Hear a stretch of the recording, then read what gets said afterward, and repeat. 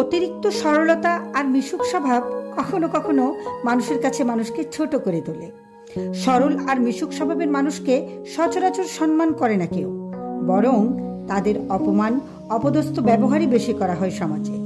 আপনি যখন মিশুক মনোভাব নিয়ে কারোর সাথে মিশতে যাবেন, তখন মানুষ আপনাকে একদমই সস্তা আর সহজলভ্য মনে করবে। আপনার ভেতরে যে সরলতা আপনি আজীবন লালন করে এসেছেন, এই সরলতাকে ব্যবহার করে আপনাকে আঘাত দেবে।